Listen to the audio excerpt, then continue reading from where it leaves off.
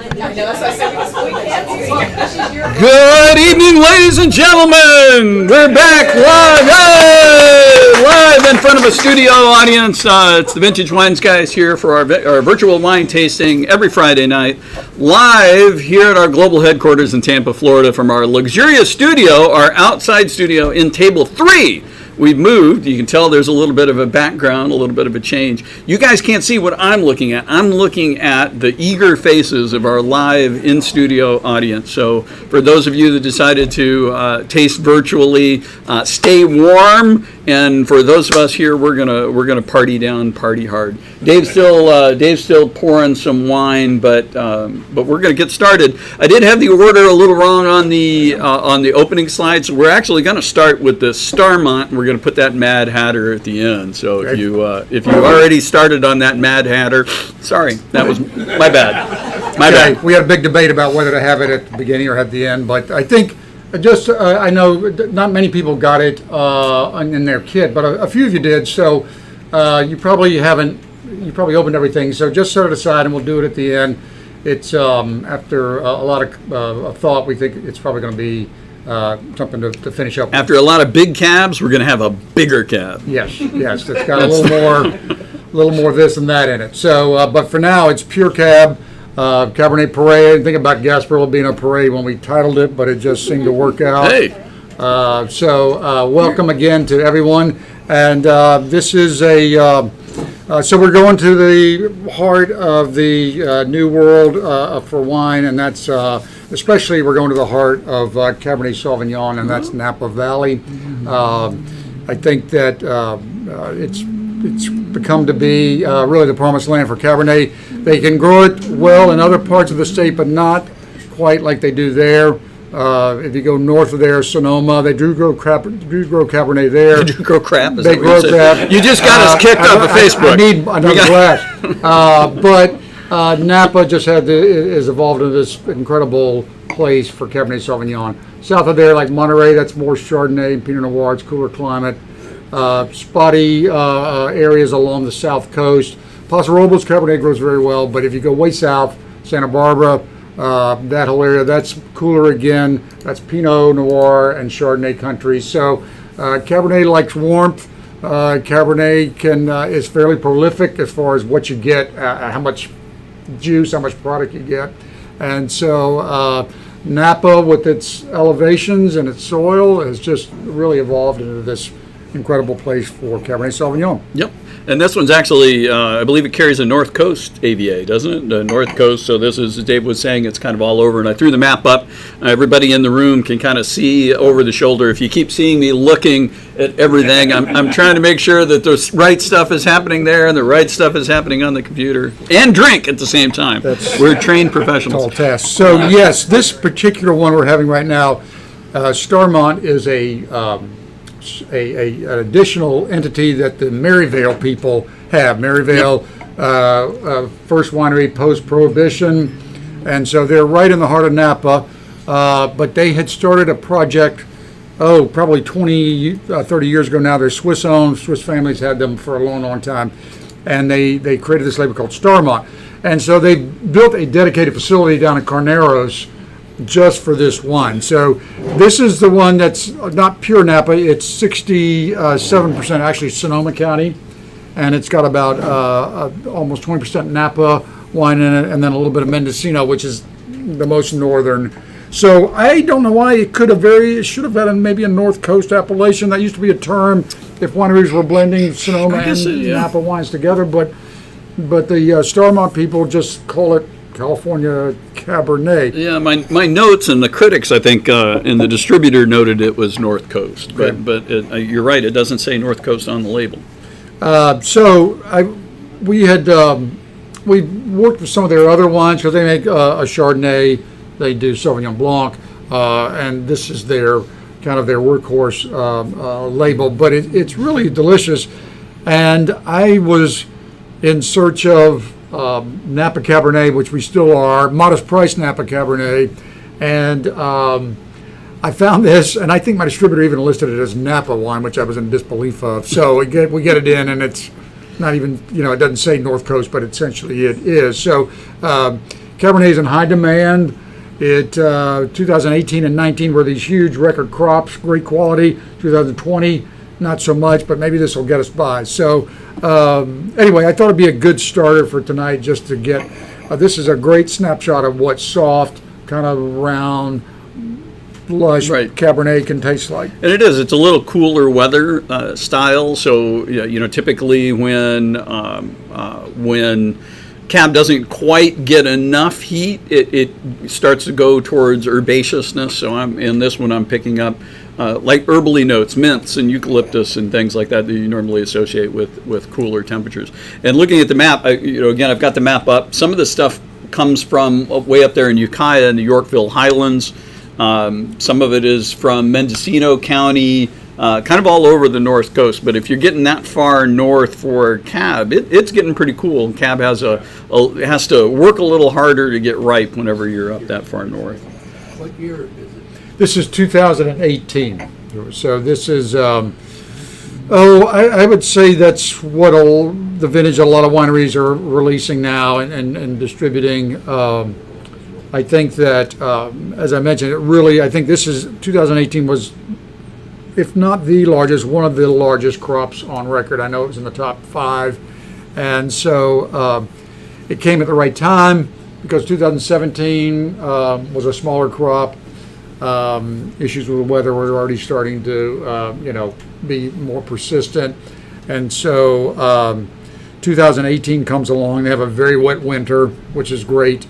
And they have the weather dries out enough in the spring, and so you have this huge crop, and that's really how I think California has taught the rest of the world how to make large amounts of really great quality and easily accessible wines. I think their technology as far as fermenting in stainless steel and knowing just the right amount of barrel aging to use really makes it right. This is only 13.7 alcohol. That's back to the old days. Yeah, that's pretty light. And it's interesting, so I threw up a slide on Cab. Let's talk about the grape that we're featuring tonight. I mean, Cabernet Sauvignon's been around since the 1700s. It was originally thought to be a native grape of France. The word Sauvignon, it was thought to come from sauvage, which means wild. But DNA testing, and actually not so long ago, it was like in the 1990-something, UC Davis out in California did some DNA testing on Cabernet Sauvignon and kind of conclusively determined that it was more than likely a chance hybrid or a chance interbreeding of Cab Franc and Sauvignon Blanc, which starts to make sense. In France, in Bordeaux, down in the kind of the southern side of Bordeaux, you're in the white wine area where you're growing a lot of Sauvignon Blanc and Semillon, and up north you were growing a lot of Merlot and Cab Franc. Well, around the 1700s, a couple of the, depending on how the wind blew and where the birds went after they ate the berries, those two vines interbred.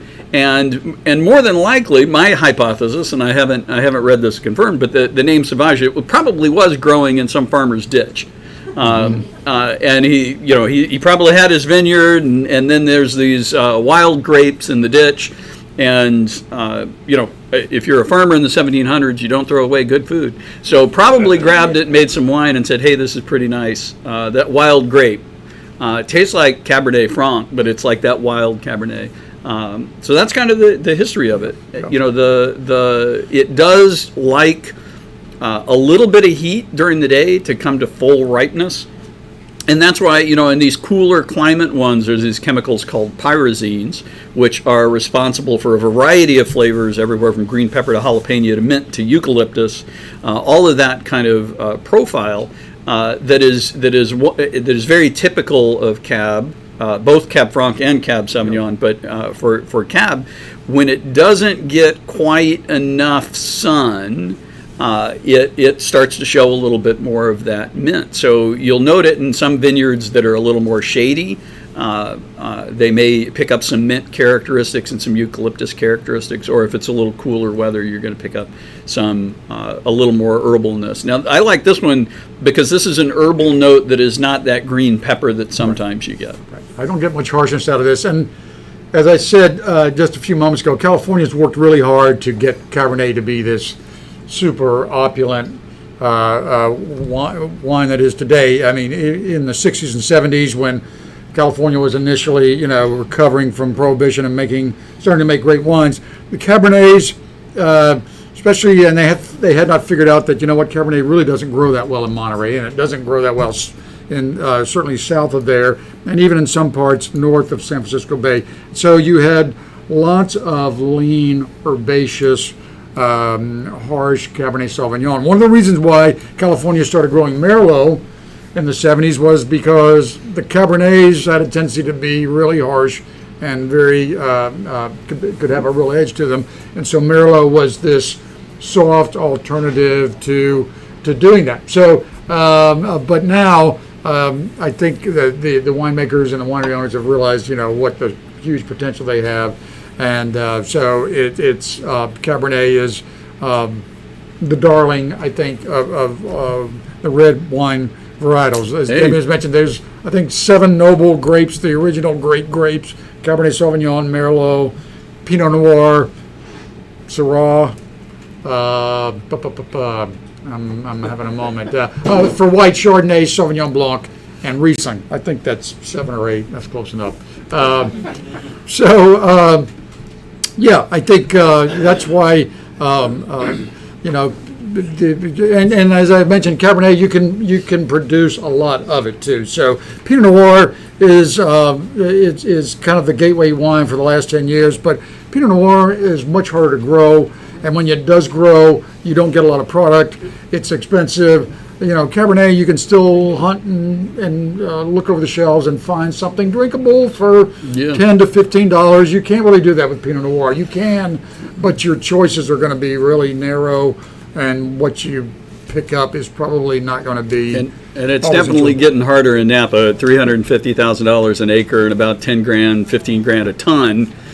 For fruit, it's super hard to find decent stuff. So this was a great one. This was a great entree. So I threw up the Morbier because for those of you that are tasting with us here or tasting with us at home, we had 3 cheeses, and honestly, I wouldn't obsess about the cheese lineup here. Try a little bit of each of these with each of these wines. Obviously, they're all Cabernets. All of these wines or all of these cheeses are going to go pretty well with Cab. So taste your way back and forth. But we thought we'd start with the Morbier. And I meant to ask you, is this the Morbier or is this Secret de Say? This is Secret de Say. This is Secret de Say. So I should have left the title on. It's exactly the same cheese, except by law, Morbier has to be made with unpasteurized milk.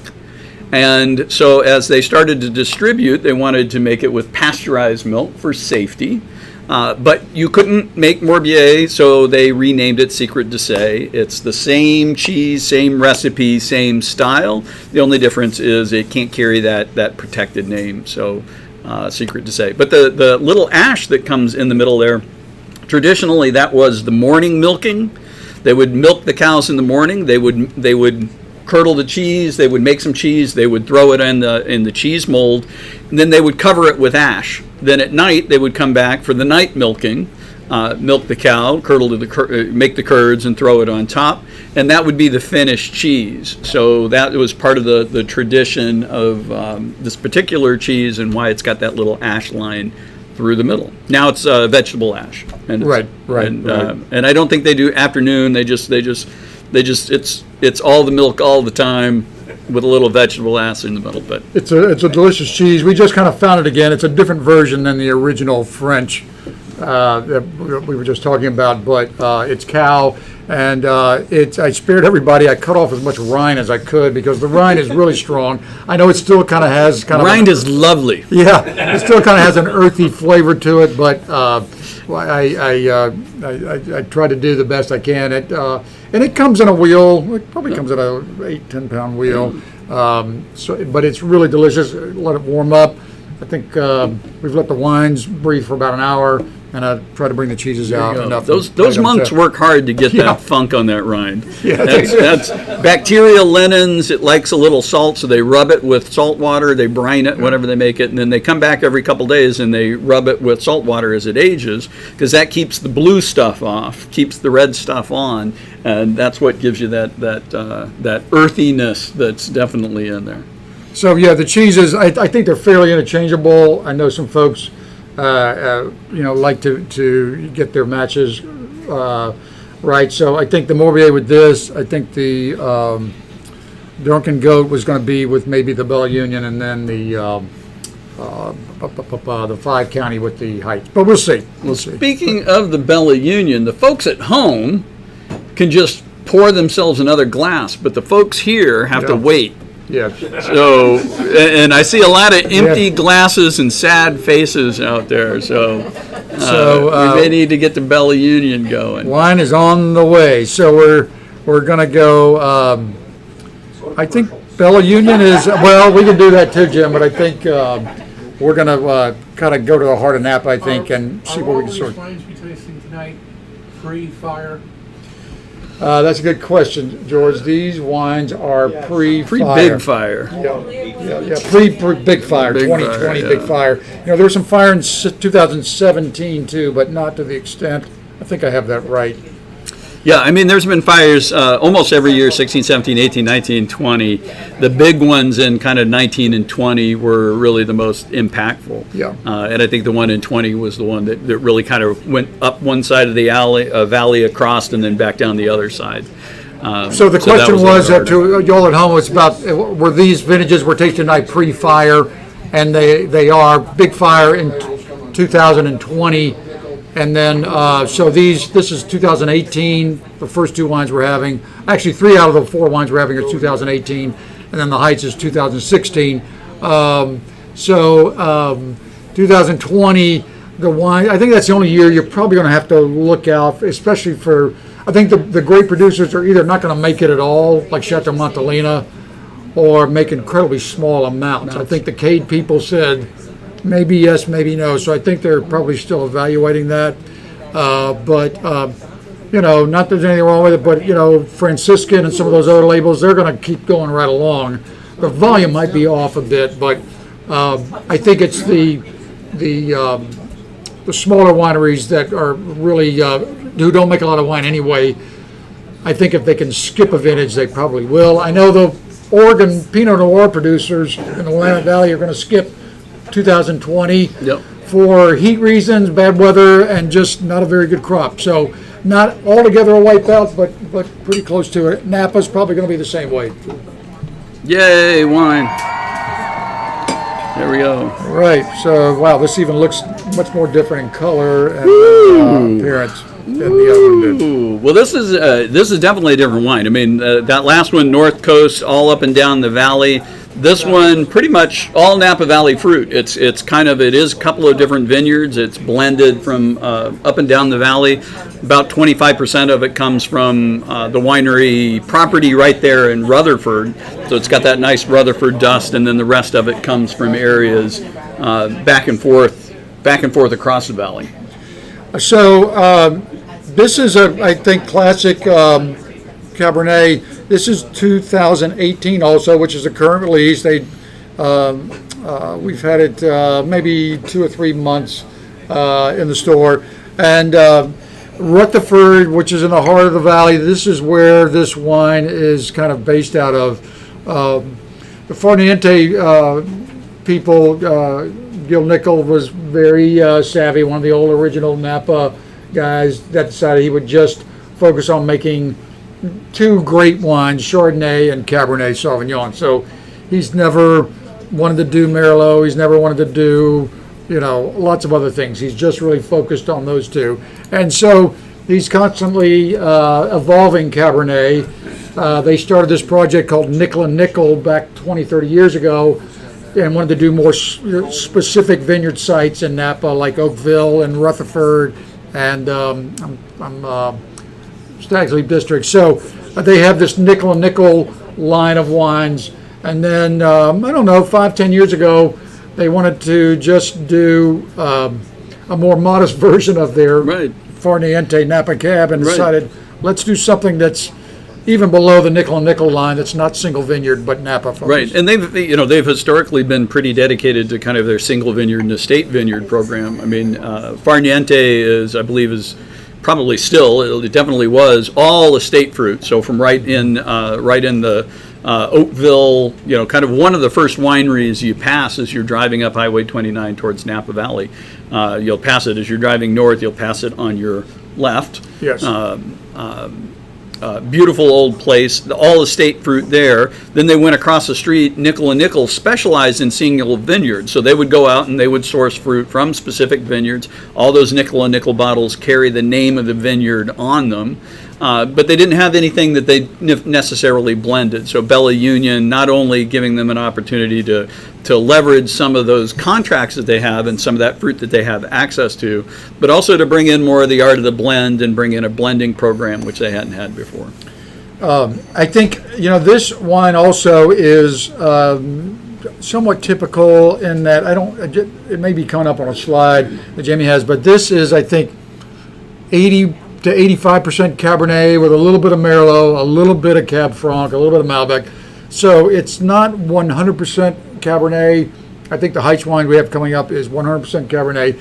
But that I don't mean that as a slight at all, because really the Camus Cabernet has a little bit of Merlot in it and has a little bit of these other family of varietals in it. It's and so I remember looking at the tech sheet for Bella Union, and I was like, well, okay, so we're trying to get as many different examples of Cabernet from Napa as we can. I was like, this is great, because this has got those few other varietals in there that kind of make it I think a really excellent wine. As I mentioned, it's more ruby in color than the Starmont was. God, it's got a great nose to it. A little bit more cedar I get out of this. A little bit more tobacco leaf, maybe. I mean that again. A little bit more of that pencilbach, little graphite, a little bit not as heavily oaked as some of them are. This one's kind of nice, modest oak, just a touch of baking spice, a touch of vanilla, but a hint. Really, I'm getting a lot more of those cedary, and again, I'm going to call it eucalyptus. The notes here from the critics: blackberry patch, which usually when anybody says blackberry patch, they're talking about not only the fruits but the stems. So you get that earthiness or that woodiness from the stems. Raspberry preserve, accents of leather, generous layers of red fruit flavors. That's the marketing guy talking. And a really nice palate. I mean, or a really nice set of tannins on the palate. Yeah. The tannins are light, but they're there. I mean, I don't like a flabby cab that has no tannins or has the tannins kind of polished off. And there's a lot of them out in the market that are very easy drinking. They're easy drinking cabs. I like a cab that gives me a little tussle. I want a cab. That's why I go to cab, is to have a little bit of grip, to have a little bit of tannin. Yes, I mean, I think for all of us who may love softer wines, I think maybe if you don't drink wine as often, if you're going to drink a bottle, you want it to really speak to you. And so I think that's another reason why Cabernet is where it is today, is because maybe I don't drink wine every night, or maybe I only have it with certain meals. So when I do have it, I want it to be ruby in color. I want it to have a big frame to it. I want it to have I want it to be packed with fruit. And so that's, I think, all a part of having Cabernet in these other dimensions, is to have it make a statement. And believe me, it really, really does. This is a beautiful wine. What's that? Beautiful wine. Beautiful wine. I threw up the tasting wheel against us. We're all cab tonight. It's the parade of cabs. I put up the cab tasting wheel. This is a kind of a summarized version of the wine tasting wheel. If you've ever seen the wine tasting wheel with like all of the aromas, this is a summarized version focused on the flavors that you're likely to find in cab. And you can see in the same way, there's oak, there's black fruit, there's red fruit, herbal notes, earth and other. And usually the way, whenever you're tasting wine and you're really trying to figure it out, one of the ways to think about it is to go through and just ask yourself, is it black fruit or red fruit? Is it black fruit or red fruit? And what is this? Fruit. That's black fruit? Black fruit. And what, as opposed to red fruit? Being... red raspberries, strawberries, cherries, or is it blackberries, currants, blueberries, blue fruit? But to me, it's more black fruit. And then you kind of keep going. You say, okay, well, what kind of black fruit? Is it blackberries? Is it blueberries? Is it currants? Is it, you see in the notes here, black currant, blackberry, olive, blueberry, plum. And I'm like, probably not olive, probably not plum. I get olive out of Cabernet a lot, but Yep. not typically this. But I have to tell you, this is really soft and plush Right. and round also. I think, and it should be, because I think one thing, as I mentioned, the winemakers in California have taught us is we have to have our wines be enjoyable right now. I mean, we all would love to put them away for 20 years in our wine coolers or in our wine racks or cellars, but that's not easy to do. So if we're at Capitol Grill or if we're somewhere and we want a really delicious Cabernet to go with a nicely done steak or some kind, then this is the kind of thing we're going to have to experience, because nobody can be another Bernlaxer and just put it away for 30, 50 years and have it all be perfect after that time, hermetically sealed. I'm trying. Yeah. So I know a lot of us do try. So the I think the California winemakers saw how difficult it was for European wines to make a statement early on, and so it was really hard to. If you had a great year in Bordeaux, for instance, which is a Cabernet Merlot wine, you had to wait like 20 years for that thing to finally round and soften and mature. And part of that was because of the old world. They were fermenting in barrel, which is really hard to control, lots of factors. And so the California wine guys said, you know what, we've got to start fermenting in stainless steel. We can control volatile acidities, we can control alcohol contents, we can control lots of things. And so I think they taught the rest of the world, like, hey. Yeah, control temperature, you control a lot of stuff's going on. Because, I think that's a trick with the stainless steel. It's not just the stainless steel, it's that those things are jacketed with coolant. And so they can basically set the temperature, and as grapes ferment, they get warmer. And eventually, that heat will actually get so much it'll change the flavor, and it'll change the chemical process that the yeast is going through, because the yeast actually doesn't like it when it's too hot. So it'll start to do different things, and different things will happen that'll bring in some funky flavors. So that stainless steel, jacketed, temperature controlled, that was a big part of it. Yep. So this is 14.5 alcohol. So kind of back to our present day. Oomph. Yeah, oomph. And I've asked winemakers, and the winemakers swear it's Mother Nature, and so I don't know if I totally believe that, but they are always in a constant battle to keep the alcohol contents under guard, because it's warmer, the grapes ripen faster, harvest is earlier. I mean, harvest used to be, especially for wines like this, Cabernet, that was always a September into October thing. And I think, in white wines, they used to start in September. Well, today, I think the white wines get harvested in August.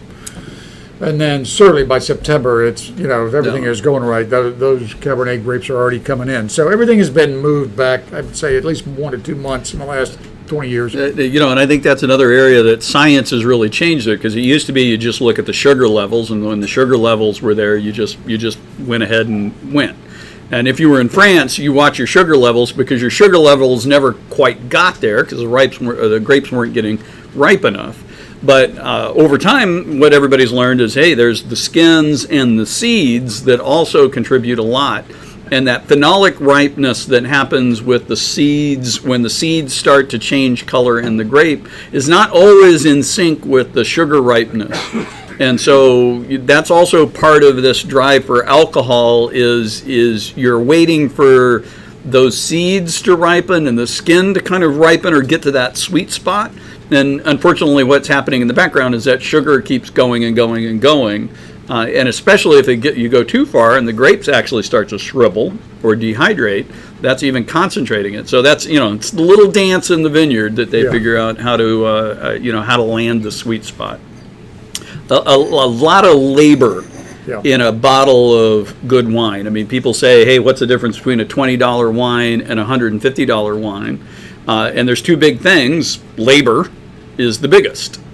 It takes a lot of work in the vineyard and in the picking and in the sorting and in the cellar to make a really, really good, well-balanced wine, and it takes a lot of work, and of course you got to pay the workers to do it. So this has got a great finish to it. It's still young. I mean, it's really young. I think you could put this in the wine rack or in the cellar for 5-10 years easy, and let it continue to mature. So only at the very end do I get a little bit of tannin and a little bit of acidity. I think the fruit is so is forward enough right away that I can kind of look beyond all that little dust that it has to it. There we go. And And if you're having the cheese, I would pair it with this Stripey, Jack. 'Cause Yes. again, this is another one where probably all these cheese go well, and this one would certainly be great with this one. so a classic English cheese, 5 different counties, I think, in it. It's got a little bit of Leicester in there, a little bit of double Gloucester. It's kind of chalky and dry, which is what it should be, and it's a great cheese with Cab. And this castle that you see on the slide, this is right next door to where it's made.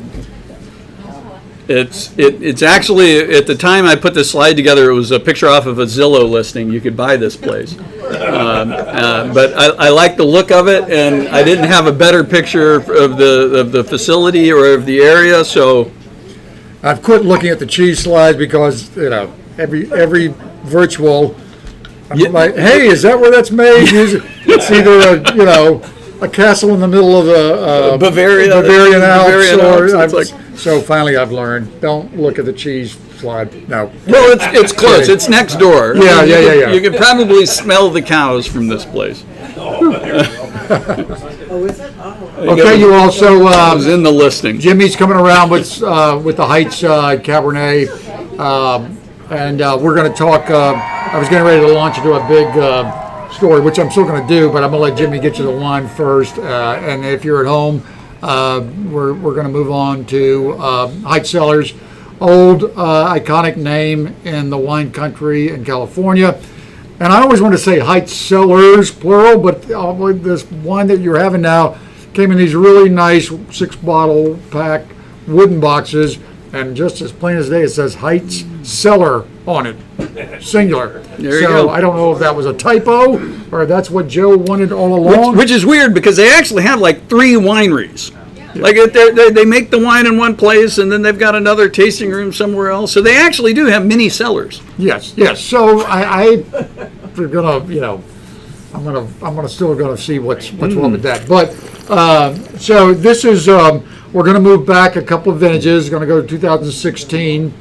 A few months ago, we actually did a Cabernet seeded tasting here. I think Jim and Lynn were here just back in October, and maybe Pat and George were too, and some other folks. And we did Heitz Cabernet, but we just did their Napa Valley. This is a small production cab that I will tell you about. So I know some of you may have said, we're doing Heitz again. Well, we're doing a different Heitz than what we did back in October. Yeah, y'all were here too, I think, maybe.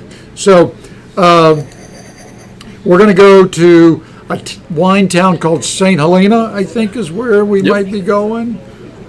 And With a click of a button, we just journeyed there. are we there? We're at the tasting salon. So there's the tasting salon that's right there on Highway 29. And then this is what I mean by there's actually, it is the Cellars, because the Cellar is out behind town up in the mountains. This is where a lot of the wine's made, and you can't go there, or you have to book one of their special experiences if you want to go there. But it's really easy to get to the salon on Highway 29 as you're going up in St. Helena. You can stop and get a sandwich. Not there, but across the street. But then you go in, taste. They're usually pretty good. They're pretty accommodating. You can walk in, or at least pre-COVID you could. Okay. So Heitz, Joe Heitz was he and Robert Mondavi, really started to make their way in the 1960s in Napa.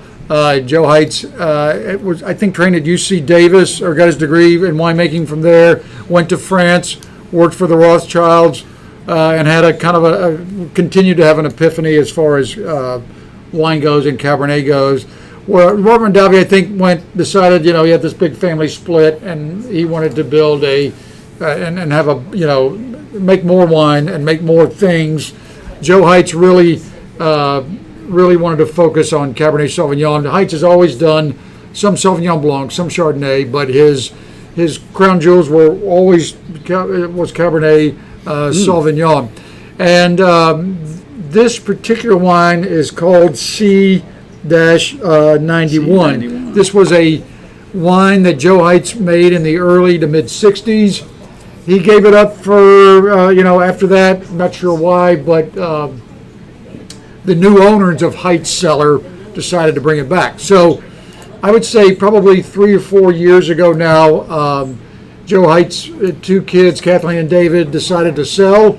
I think part of it was because they didn't own a lot of land in Napa. They have this great name, and they made some of the most legendary wines that we all drink. But I think those 2 kids decided, when the money truck comes calling, I think it's time to go. And so they sold to a gentleman out of the Midwest who made a fortune in the food and agricultural business.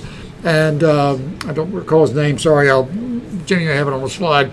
But so the Heitz kids sold it about 5 years ago.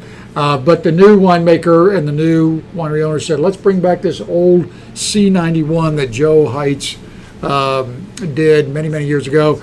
And what it was, they plucked some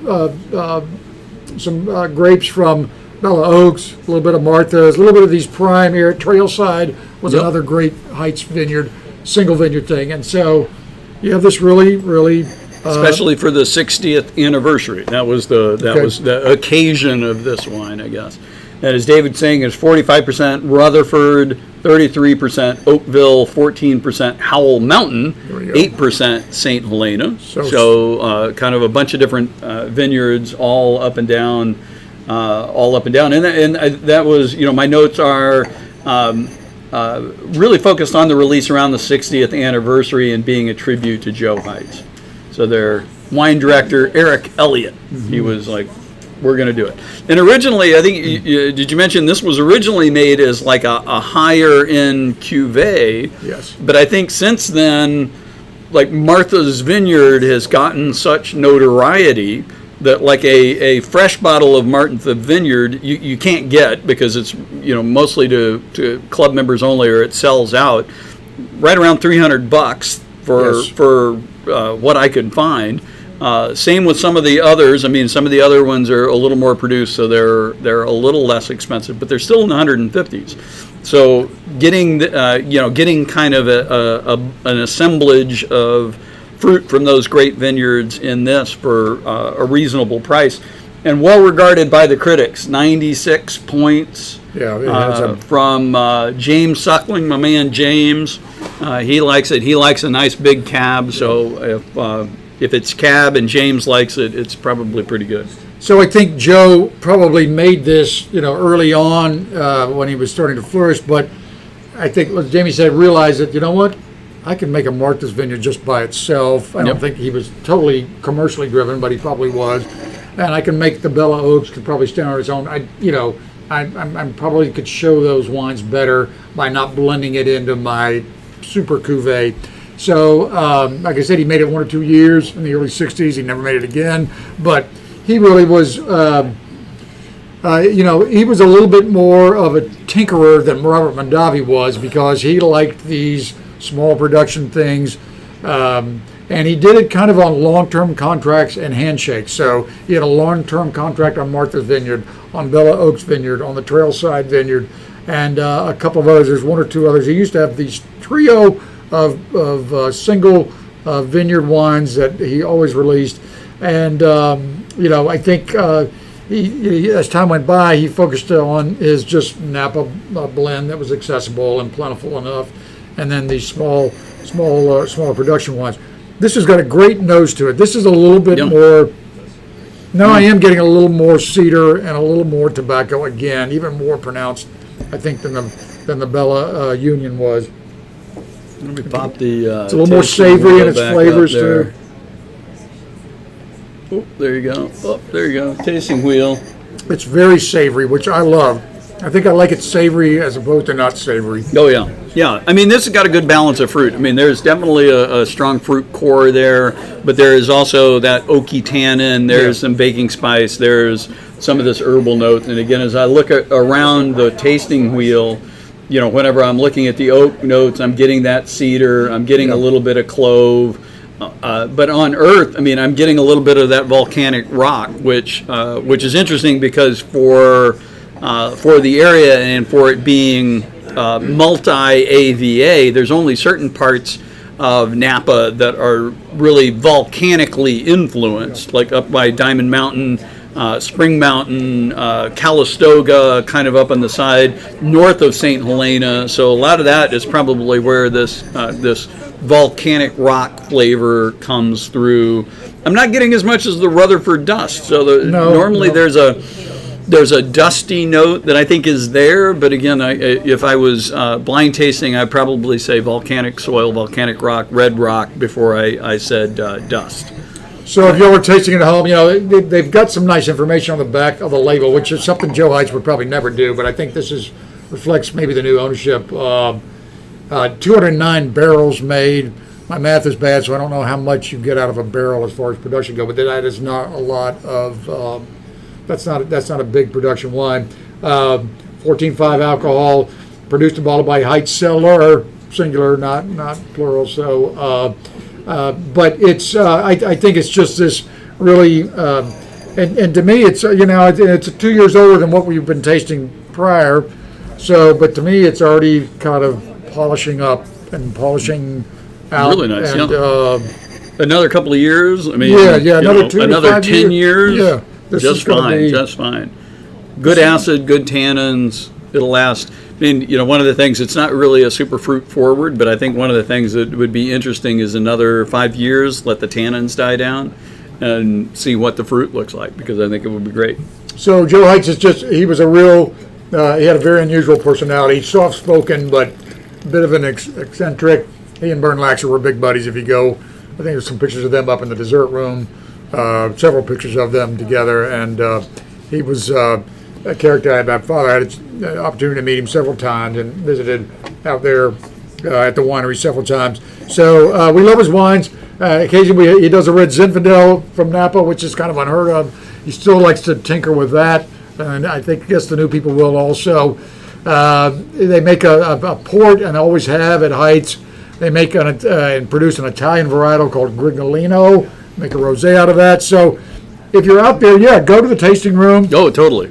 And try some weird stuff and some good weird stuff. And it's probably one of the few places you can buy a bottle of Martha's Vineyard, because they would. I don't think they'd let you taste it, but they'd sell it to you. Yeah. They'd sell and it. I think, if you really got to, I'll try to scratch that itch. I think there's a little bit of Martha's available, but the prices have risen significantly on that, just even before COVID and anything else. So, but it's a treat. It is a treat, and I have a very good friend who has bought it several years in a row. He just said it has a very distinctive flavor to it. So if you liked this, you would get a more accentuated wine if you ever get a chance to try Martha's. There you go. And with it, last cheese on your plate or the last cheese on your board at home is this Drunken Goat. And unlike before, where that was at Random Castle, this is actually the goat that made this cheese.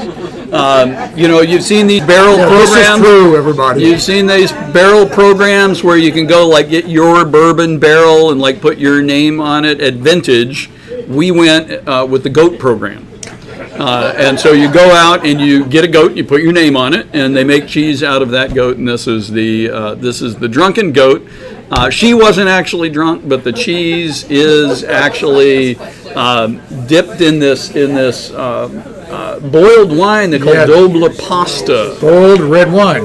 Boiled red wine. So they boil it down, get it really, really concentrated, thick and red, and then they soak the cheeses in it.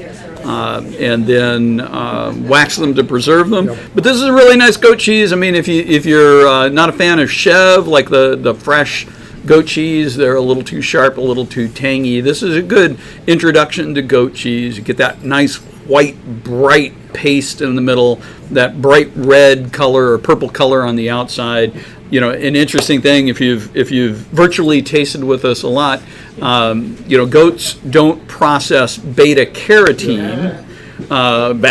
Beta carotene, which is the yellow and orange part of the feed that they eat. If they eat any flowers, they can't process it. So the milk is pure white, whereas cow milk is normally more cream colored and yellow. So normally, if you're eating a cheese, other than like cheddar that's got a natto in it, but if you're eating cheese that has kind of that creamy color, like a darker color, orangey color, that's probably cow's milk cheese. And these pure white cheeses are most likely goat cheese because of that little aspect of goatiness.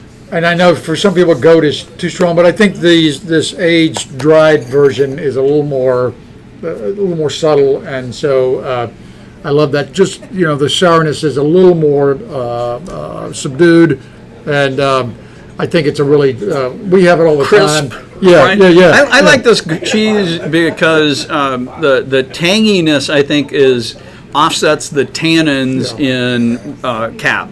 So there's that tang that you get in goat cheese. I get a tang from the tannins in Cab.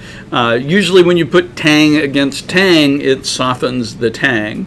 And what you're left with is more of the creamy, nutty notes of the cheese and the fruity notes of the wine, which is why I think these kind of are interesting pairings. All right, so I know for some of you who bought the kits and took them home, a few of you got this fourth kind of optional additional bottle, and Jimmy's pouring everyone here too. And so this is the wine we I think on the original slides Jimmy had it first, but we decided to put it at the end. This is a Cabernet blend, so the only one tonight that does not have Cabernet Sauvignon on the front label. Do me a favor. Sorry to interrupt. Scoot over a little bit. I keep looking at the camera, and you keep drifting to the side. There we go. Mad Hatter. So this has got some other stuff in it. So this is, I think, roughly 66% Cabernet, and then some other stuff we'll tell you about. 5 grapes. 5 grapes. It's got it does have. It has all the grapes. It has our Bordeaux buddies, and then it has Petit Syrah. So it has Cab Sauvignon, Merlot, Petit Verdot, and Malbec. It's only missing, Cab Franc. It's only missing Malbec, but it adds in Petit Syrah as its 5th grape. Petit Syrah and Syrah I'm convinced they're like cure-alls. They just soften everything up and ripen everything. Oh yeah, put color in it. Tracy says we have a question from the folks, somebody who's tasting at home. It's actually regarding the Heitz. Okay. They wanted to know if the winemaker stayed with Heitz. You know, that's a good question. The question was, did the winemaker who was at Heitz for years stay with them? I think it might still be the same woman who's been there a bit. This one I think is Eric Elliott now, or is it the winemaker? No, it's Brittany Sherwood. Sorry. Yes, Yep, yes, and I that's think her. she's been there for a while. So I think she stayed for the transition, and yes, I think for a while Kathleen Heitz was making the wines or heavily consulting, but I think they brought Brittany in prior to them selling the winery, and so I think she's still there. There we go. So this wine has got a little bit of a story. It's got a little bit of drama. Does anybody like trashy TV? Like anything that starts with real or batch of either So the interesting thing here, this is Tuck Beckstoffer wine. Tuck Beckstoffer is the son of Andy Beckstoffer, like a big famous Napa Valley scion. Started this winery, got a few partners, and then got sued by those partners for apparently spending a lot of money and losing a lot of money. Apparently the Beckstoffer Tuck and Boo, Mr. and Mrs., were using company funds to fly around, fly in the private jet, buy things, drinking a lot of wine, having a lot of parties. And eventually, the winery, the partners, kind of got fed up with it and said, "Hey, we need to have a little come to grips thing." So now Tuck Beckstoffer is still there, but you'll actually find it is Amulet Estates. Yeah. It's kind of up on the hill. It's they've got some beautiful property. Let me flip They over do my- some small, very small production, single vineyard, Oops, wrong one. red wines, Cabernet base, There and we go. white wines, Chardonnay base too. Really rich, complex white wines. I don't even know if I have access to their really small production stuff. Probably not. This distributor that we get this from is a smaller independent person down on the southwest coast. But yes, they. Little bit drama. Yeah. I A little didn't bit of realize Napa that. family drama. Yes. So, and Mad Hatter is this proprietary name, but there are 2 or 3 different versions of Mad Hatter. There's an Australian company, Houston, that has a Mad Hatter. There's the family. There's another Napa family that has Dancing Hares Napa. Well, that was winery. like And- Dancing Hares bought, or this Amulet Estate, like Tuck Beckstoffer bought Dancing Hares, and Amulet Estate is like the former Dancing Hare. So there's a lot of like, and again, I think this is the old time family drama, right? I mean, this is again, Andy Beckstoffer's been there for years. This is his son. Lots of wheeling and dealing in Napa, big money moving around. A lot of people who know people, wink, wink, nudge, nudge, know what I mean. And Andy Beckstoffer really was, he was a rock star because he was able to amass a large amount of land, and was very particular, total quality control guy. Made a lot of money.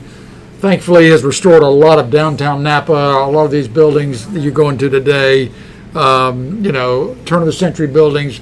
A lot of them were restored by him and his foundation and his family. And so, but last time I was in California, I just had an epiphany. If you source your Cabernet and it has his name on it, you better make sure it brings a certain dollar amount because he will not sell it to you. And I was in disbelief of that he could dictate that, but it's true. He actually, the price of grapes, if you buy like Beckstoffer Toklon, Beckstoffer George III, Beckstoffer Missouri Hopper, there's a couple more. If you buy those grapes, the price you pay for those grapes is tied to the price you charge for the wine. Yes. And if you're not good enough, you can't. If the wine's not good enough, you can't put the name on it. And if you're not serious, you don't get it. And he also knows that his name carries some of that cachet. So if you are going to put the name on it, he gets basically royalties off of that wine. Amulet Estate does make a Beckstoffer George III. So obviously they're not too much on the outs with the Beckstoffer family. Right. If you go to their website, I mean, they have a director of hospitality, so you could probably go by there and make an appointment. Oh yeah, you can go to Amulet. You're going to go to Amulet, and you probably would have an incredible experience. But anyway, I just when we were trying to put together the lineup for tonight, I was like, oh, how about a Cabernet blend? And then I wanted to try to do a Sonoma thing, and I just like, you know what? Wait a minute, let's just do one spot at a time, and we'll do some variations of that.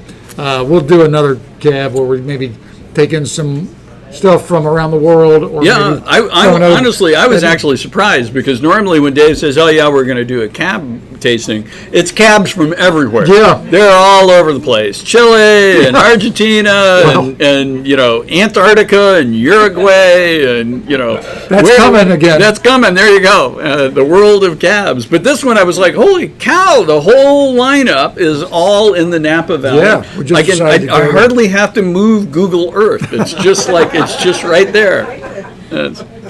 So thanks you all very much. I know some the folks that are home, you probably are ready to move on to whatever you were doing for the evening. But thanks for letting us do this Cabernet immersion, I guess is one way to to call it. There you go. And it's Thanks been, for putting it on. It was a yeah, hoot. it's been a ton of fun. Thanks and, for our in-studio yeah, audience. Thank you very much, everyone. Thanks very much. You know, we're kind of evolving our tasting schedule and our tasting formats as we kind of get back in the swing of things. So we appreciate you all trying this. We did a version of, I think, a Pinot Noir Oregon version of a, in-store virtual back in the fall. I think this worked pretty well, and so we'll probably do it again in a month or two. I think we'll probably take next week off right at the beginning of the month, but we'll get you a February schedule. We've got some virtual winemakers coming up. What's that, Jim? Wines you'll love. Wines you'll love. Wines you love. Yes. Oh, yeah. And I also we have some contacts that are working on getting us some winemakers. We have a Paso Robles winery, which we've done before, which we want to go back to. A couple of Napa people that we have. Our fame is spreading worldwide. Yeah. Winemakers are flocking to our channel. Which is a reminder, if you notice in the email, we are looking to hit 100 subscribers on YouTube, because you don't get your own name on YouTube until you have 100 subscribers. So right now our name is like XY125297 ABCD. But if we get 100 subscribers on our YouTube channel, we can actually be Vintage Wine Cellars. So please go to YouTube. You can watch the replay of this video here. Like and subscribe the video. Put a little comment in. It helps the channel. Yes. That would definitely help. So I know a lot of us aren't big Facebookers, but we're trying to do some other options. So, okay, everyone, thank you again, and we'll see you in a couple of weeks, either here or virtually, or one or the other, or both. So, thanks again. Happy Gasparilla. Happy Gasparilla. Happy January. Happy New Year. If we hadn't told you that, I think you can still say it because it's still January, and we'll all look forward to a great 2022. Little cheersy cheers. Cheers!